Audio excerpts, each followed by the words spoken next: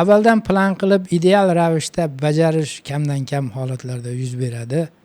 Demak, hayot boshqacha ketadi. Demak, xatolar yuz berib turadi. Inson qanchalik harakat qilmasin, menimcha jamiyatda ham shu qonuniyatlar yuz beradi. Shuning uchun asosiysi bo'layotgan o'zgarishlarga atrof muhitdan bo'layotgan tanqidiy o'sha qarashlarni hisobga olib, iloji boricha kamchiliklarni to'g'rilashga harakat qilaversa, menimcha to'g'ri bo'ladi. Asosiysi qotib qolmasa bo'ldi. Qotib qolishdan yomoni yo'q. Harakat bo'lsa, to'g'rilashga harakat bo'layotgan bo'lsa, salbiy natija berganda ham qanaqadir natija, o'sha natijadan xulosa chiqarib orqaga qaytish mumkin. Bitta misol keltiraman. Oliy ta'lim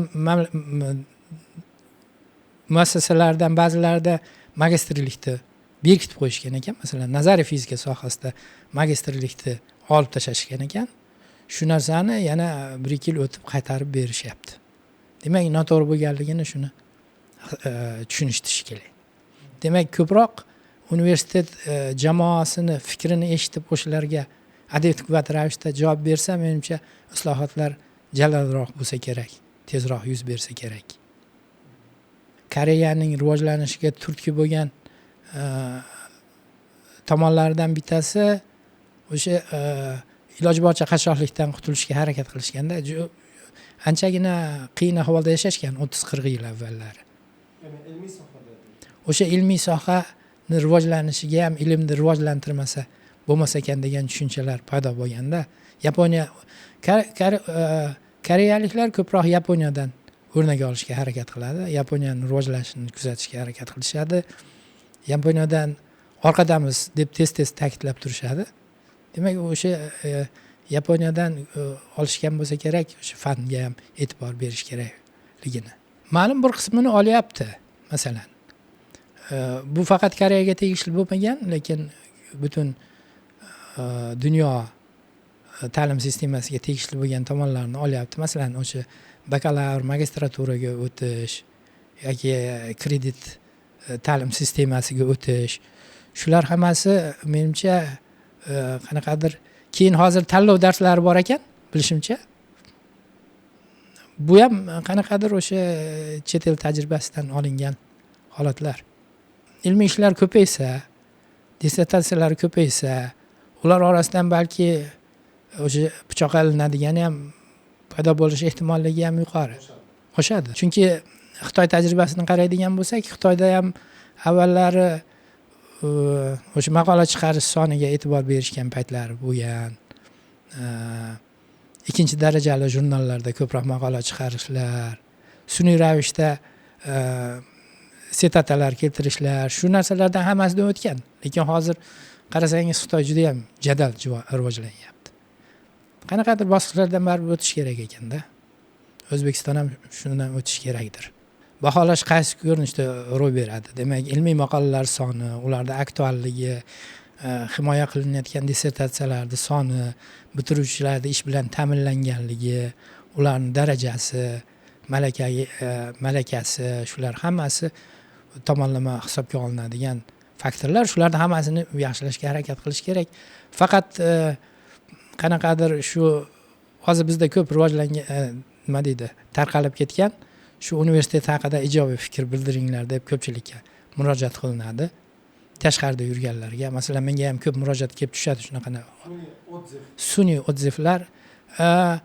Odzivlar kerak, chunki reklama kerak. Sababi reklama bo'lsa, o'sha universitetga yaxshi o'quvchi, qobiliyatli o'quvchini kelish ehtimolligi ham ortadi.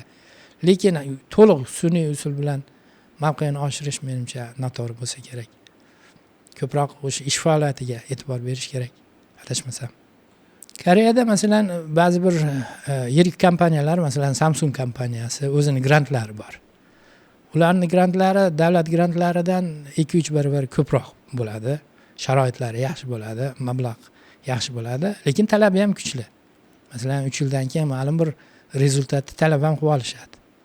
Shunaqa ko'rinishda olib borishadi. Endi bizda hozir bunaqa texnologik jihatdan gigantlar yo'q shekilli hozir biz O'zbekistonda. Demak, kichik bir kichikroq iqtisodiy korxonalarni fanga mablag' kiritishi, ularni harakatlarini nima deydi, qoplaydimi, yo'qmi? Bu savollar bor. O'zimiz fanimiz ham masalan oqsayotgan joylari bor. Juda ham yaxshi emas mavqei butun dunyoda. Shu ma'noda bilmayman, kelajakda yuz bersa kerak deb umid qilib qolamiz. Hozir men unchalik ko'rmayapman alohida korxonalarda olimlar bilan birgalikda ishlab qanaqadir natijaga erishishiga imkoniyat, sabablarni ko'rmayapman hozir men. Butunlay ushlab qolishga qarshiman. Sababi masalan Germaniya tajribasidan oladigan bo'lsak, Germaniyada biror oliy o'quv yurtida ishlash uchun yosh mutaxassis albatta chet elga borib tajriba orttirib kelishi kerak. Bu shart. Bo'lmasa biror bir pozitsiyaga ega bo'lish imkoniyati juda ham kam bo'ladi. Shu ma'noda bizni yoshlarimiz ham chetga chiqib tajriba orttirib kelgani yaxshi. Lekin butunlay qolib ketishi endi yaxshi emas. Demak, butunlay qolib ketmasliklari uchun shunga yarasha shart-sharoit yaratib berish kerak bu yerda. Hukumat shunga yarasha shart-sharoit yaratib berish kerak. Shunga harakatlar bo'lyapti shekilli. Endi qanchalik jadal bo'lyapti, qanchalik to'g'ri bo'lyapti, bu haqida bir narsa deyish qiyindir hozircha. Lekin nisbatan o'quv yurtlaridagi holatlarni yaxshilashga harakatlar bo'lyapti, buni aytsa bo'ladi. Koreyada ko'proq mustaqil ishlash. Talabalar, ayniqsa magistraturadan boshlab talabalar asosan o'zlari ishlaydi. Ustoz har zamonda yo'l yo'riq ko'rsatib turishi mumkin xolos. Bir murakkab yechish qiyin bo'lib qolgan joylarda. Aksariyat hollarda o'zlari mustaqil ishlaydi. Koreyada o'quv sistemasi ham boshqacha. Masalan, bizda ma'ruzalar bor, praktik mashg'ulotlar bor. Ayniqsa tabiiy fanlar sohasida praktik mashg'ulotlar albatta bor. U yerda unaqasi yo'q. Faqat ma'ruza o'qiladi, praktikani o'zlari qilish kerak. Yoki qanaqadir yuqori kurs o'quvchilari yordamida praktik kurslar yaratilishi mumkin. Doimiy bo'lmagan, onda-sonda. Men masalan o'sha 20 yildan beri faqat ma'ruza o'qiyman, xolos hech qachon praktik mashg'ulot o'tkazmaganman. Lekin qiziq, birinchi avval qiziq tuyulardi. Qanaqa qilib praktik mashg'ulotsiz student rivojlanishi mumkin, uni qanday qilib baholash mumkin degan savollar paydo bo'lardi. Lekin ishlar ekan o'sha sistema. Balki mustaqillikka tezroq o'rganishlari, ko'nikishlari uchun yordam bersa kerak-da shu holat. Qanday baholaysiz? Avvallari salbiy baholardim. Yo'q. Hozir Talabani qanday baholaysiz? Faqat imtihon davrida. Imtihonlar bo'ladi. 2 marta oraliq nazorat, yakuniy nazorat degan bizdagiga o'xshagan imtihonlar bor. Shu imtihonlar orqali. qanday shaklda olasizlar? Yozma, odatda yozma. Yozma. Qog'ozga. Qog'ozga. Hamma uchun bir xil, hamma uchun alohida emas. Yakuniy nazorat ham shunaqa, ikkalasi bir xil. Endi qanaqadir onlayn kurslar bo'lsa, shular kompyuterda bo'lishi mumkin. Pandemiya paytida kompyuterda qilishga majbur bo'ldik. Lekin qog'ozda keyin uni saqlashimiz kerak. U imtihon natijalarini 5 yil saqlanishi kerak. Menimcha o'sha fanni to'g'ri yo'lga qo'yib, agar fan qanaqadir yangiliklar yarata olish darajasiga kelsa, o'z-o'zidan biznesmenlarda ham qiziqishlari paydo bo'lsa kerak. Fan sifatini yaxshilash kerak-da birinchi navbatda. Bo'layotgan ishlarda, ularni ishlab chiqarishga bo'lgan foydasini iloji boricha yaxshilashga harakat qilish kerak. Qog'ozda qolib ketadiganlari u biznesmenlarni albatta qiziqtirmaydi. Koreyada demak professorlik pozitsiyalari universitetda 2 xil. Bittasi demak doimiy, ikkinchisi vaqtinchalik bo'lishi mumkin. Doimiy bo'lgan professorlarning faoliyatini baholab turiladi. Masalan, assistent yoki dotsent darajasida. To'liq professorlarni keyin qo'zg'atish o'rnidan qo'zg'atish juda qiyin. Ular keyin menimcha unchalik faoliyat ko'rsatmasa ham hech kim joydan mahrum qila olmaydi. Lekin o'zlarida qiziqish bor. Mehnat huquqlari Kafolatlangan. Agar Koreyada universitetda to'liq professor bo'la olinsa, demak pensiyaga eson-omon chiqib, yaxshigina pensiya olib, u yog'i kafolatlangan bo'ladi-da. Masalan siz Yo'q, meniki boshqacharoq. Meniki kontrakt asosida, har yili 2 yilda kontrakt tuzishim kerak. Har ikki yilda. Ha, meniki albatta qattiq baholanadi. Masalan, u baholash qanaqa bo'ladi? Studentlar tomonidan, fakultet jamoasi tomonidan, keyin soatlarni bajarilish hammasini hisobga olinadi. O'sha baholar vaqtida qo'yilishi, bu dars planlarini vaqtida internetga qo'yilishi, u yerda hech kim ertaga qo'yib qo'yinglar, indinga qo'yib qo'yinglar deb iltimos qilmaydi. Hamma o'zi qiladi. Agar o'shani vaqtida qo'yilmasa, baholash jarayonida ma'lum bir ballardan mahrum bo'linadi-da, kontrakt cho'zilmasligi mumkin. O'qituvchining o'zini xususiy qiziqishiga aylanib qolganda bu narsa vaqtda qilish. Agar yetarlicha malaka bo'lsa qiyin emas. Birinchi qo'yiladigan talab demak dars soatlari. Men 9 soat dars o'tishim kerak har semestrda, har hafta 9 soat. Har haftami? Ha. Endi akademik soatimiz ozgina farq qiladi. U yerda demak ba'zi bir masalan universitetda 80 minut bo'lsa kerak. Milliy universitetda. Shunaqa taxminan bir xil. Bittasi demak dars soatlari bo'lsa baholash mezoni sifatida. Ikkinchi talabalar darsga bo'lgan oraliq nazoratdan keyin, birinchi semestr boshida oraliq nazoratdan keyin, yakuniy nazoratdan keyin 3 marta talabalarni dars haqidagi xulosalarini so'raladi. O'shanga asoslanib ham baho olinadi. Talabalarniki qanchaligini bilmadim, lekin umumiy faktor shunaqaki, umumiy har bir semestrda 50% o'sha universitet o'qituvchilari ichida 50% dan yuqori bo'lishim kerak-da, minimum 50%. 18 yildan beri shunaqa bo'lib kelyapti, cho'zib kelyapti, demak qanoatlantiryapti. Ba'zida yuqori 5% ichida bo'lib qolgan paytim ham bo'ladi. Juda ham yaxshi bo'lgan paytlari ham bo'lib qoladi. Ba'zi paytda zo'rg'a 50% bajarilgan paytlari ham bo'lib qoladi. Studentlarning munosabatiga ham juda ham bog'liq-da. Universitetdagi o'qituvchining asosiy vazifasi sifatli dars ta'lim berish. Darsdan tashqari bo'lgan munosabatlar juda ham qattiq kontrol qilinadi. O'sha dars sifatini to'g'ri tashkillashtirilsa, dars shunday olib borilsaki, ko'proq talabalarga tushunarli bo'lsa, sodda ko'rinishda yetkazib berilsa, albatta talabalar simpatiyasi ortadi. Shunga harakat qilinadi, lekin doimo bu qo'ldan kelaveradigan narsa emas. Sababi studentlarning tayyorgarlik darajasiga ham bog'liq. Sizda ham bo'lsa kerak. Har yili har xil studentlar keladi-da. Ba'zi bir yillari juda ham yaxshi studentlar keladi. Ba'zi bir yillari umuman o'qishga qiziqishi yo'q bo'lganlari keladi. Albatta u o'shanga moslashishga to'g'ri keladi. Bo'lmasa iloji yo'q. Qanaqadir dars o'tishga qiziqishingiz suyadi. Endi 3 xil, 4 xil, 5 xil ba'zida predmetlar bo'yicha dars o'tilganligi uchun bittasida qiziqish bo'lmagan bilan boshqasidagi qiziqish uni qoplab turadi-da. Shunday. Ayniqsa magistrlarda demak dars o'tish osonroq.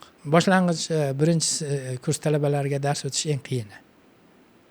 Chunki ular kecha maktabda o'tirgan bolalar bugun dars o'tishga qiziqish yo'qolgan paytda demak birinchidan darsda qiziqish yo'qolganda studentlarda uni demak chalg'itish yo'llarini qilsa bo'ladi har xil. Fizika tarixidan yoki matematika tarixidan, bir olimlar tarixidan bir qisqa lirik chekinish qilish mumkin. Butunlay boshqa narsani emas. Mumkin. Yo'q, qaytamga qo'llab-quvvatlanadi o'sha talabani e'tiborini qayta jalb qilishga bo'lgan harakatlar albatta tavsiya qilinadi, qo'llab-quvvatlanadi. Endi bu o'qituvchini dars o'tish malakasiga bog'liq bo'lgan narsalar. Shunaqa narsalar qilsa bo'ladi, lekin dars o'tishdan butunlay ko'ngil qolib ketgan holatlari deyarli kuzatilmagan. Hech bo'lmaganda ikkitasi darsga qiziqish bildiradi, o'shalar uchun dars o'tiladi-da keyin. O'zim universitetdagi professorlarni ham hammasini tanimasam kerak.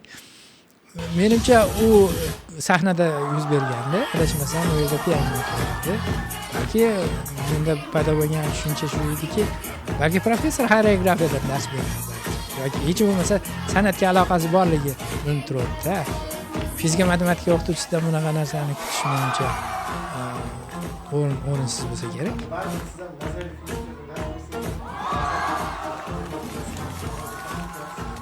Men har xil matematik tryuklar, masalan, 2 ni 1 ga tengligini isbotlab berish mumkin. Qiziq tuyulishni boshlaydi darrov, e'tibor qaytadi. Demak, uni isbotlab qo'ygandan keyin xato qayerda topinglar deyman. Ozgina chalg'ib, keyin nima qilgandan keyin davom ettirib ketish mumkin. Misol uchun. Menimcha ijtimoiy sohalar, ayniqsa falsafa sohasi, o'sha inson ruhiyati, psixologiyasiga bog'liq bo'lgan sohalar kuchli rivojlansa kerak. Sababi o'shalarga bo'lgan ehtiyoj ortadi-da. Aytganimizdek, inson o'zi bilan ishlash imkoniyati ortadi. Ko'proq vaqt qoladi. Demak, o'shanga bo'lgan talab ham kuchayadi. Chunki ayniqsa inson tabiati eng muhim faktorlardan bittasi. Eng katta muammolardan bittasi. Agar biz inson tabiat qonunlarida yaxshi bila olganimizda edi, juda ko'p muammolarni hal qilib tashlagan bo'lardik. Afsuski biz juda ham kam bilimga egamiz inson tabiati haqida. Umuman tanqidiy fikrlash, erkinlik jamiyati faqat akademik muhitda, umuman har qanday sohasida bular eng kerakli bo'lgan narsalar deb hisoblayman. Inson erkin yashab faoliyat yuritsa, undan yaxshisi yo'q. Demak, har bir sohada shunga harakat qilish kerak. Hozir endi bu savolingizga javob butunlay diletant javob bo'ladi. Sababi menda bir tashkilotchilik nimasi deydi, tajribasi deyarli yo'q. Men bir mahallar qisqa vaqt kafedra mudiri o'rinbosari vazifasini bajarganimni hisobga olmasa, juda ham qisqa, 1 yilga ham yetmaydi. Umuman unaqa tashkilotchilik bilan shug'ullanmaganman. O'sha ma'noda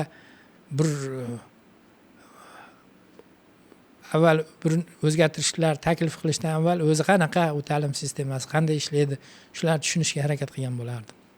Nazariy fizika kafedrasi bilan doimiy hamkorlik qilamiz. U yerda Milliy universitetni u yerdan chaqirib turamiz.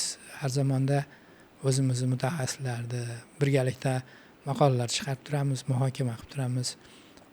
Hozir ham biz bilan o'sha nazariy fizika kafedrasini bir yaqinda yoqlagan yosh yigitimiz postdok bo'lib o'zimiz universitetda ishlayapti. O'sha birgalikda muhokama qilib turamiz. Birgalikda konferensiyalar uyushtirib turamiz. Ular shunaqa shart-sharoitlar yetarli darajada shakllanmagan. Menimcha o'sha byurokratiya ko'p bo'lsa kerak hali ham. Keyin buyruqvozlik ko'p bo'lsa kerak. Institut ilmiy jamoasini o'zini hal qilish imkoniyatlari ancha cheklangan. Ilmiy darajalar ko'payapti, bu aniq javob menimcha. Soni bormi? Kashfiyotlar, masalan, yaqin orada bir kashfiyotlar bo'lganini eshitmadim. Kashfiyot qilish qiyin, hozirgi zamonaviy ixtirolar qilish juda ham qiyin. Oson ish emas bu narsa, sababi nima deydi? Konkurensiya juda kuchli. Uni yengib chiqib, bir yangi g'oya bilan chiqish osonlikcha bo'lmaydi. Lekin olim degani faqat kashfiyot, albatta kashfiyot yaratish kerak degan tushuncha ham noto'g'ri bo'lsa kerak. Yetarlicha malakaga ega bo'lgan, yetarlicha bilimlarni o'zlashtirgan insonga olim degan nima deydi, mavqeini berilsa to'g'ri bo'laversa kerak universitet o'qituvchisiga. Endi birinchi malakali ustozlarning maslahatiga amal qilish kerak, chunki yoshlarda hali bu to'g'ri yo'nalish tanlash imkoniyati juda cheklangan bo'ladi. Dunyoqarash yetarlicha rivojlanmagan bo'ladi o'sha fan sohasida. Shuning uchun malakali ustozlarning maslahatlari juda ham muhim. O'sha ustoz tanlashda adashmasa menimcha yaxshi bo'ladi.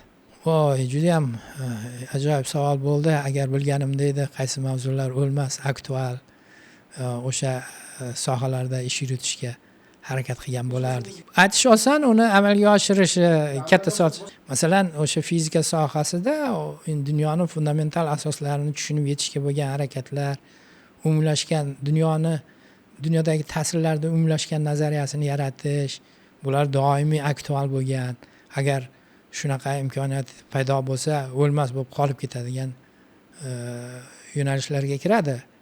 Lekin o'ta mehnat ham qilish kerak, yetarlicha malaka ham bo'lish kerak. Shunaqa joylari ham bor. Ilmiy rahbarlik emas-ku, chunki u yoqlab nima bo'lgan, hozir u ham demak birgalikda ish qilyapmiz. Demak, men ko'p yillar davomida rivojlantirgan ishlarimni davom ettiryapti. Hozir shunaqa bir yigit bor. Birga o'zimiz bilan birga o'sha Inha universitetida u ham postdok mavqesida o'sha ishlar yurityapti u yerda.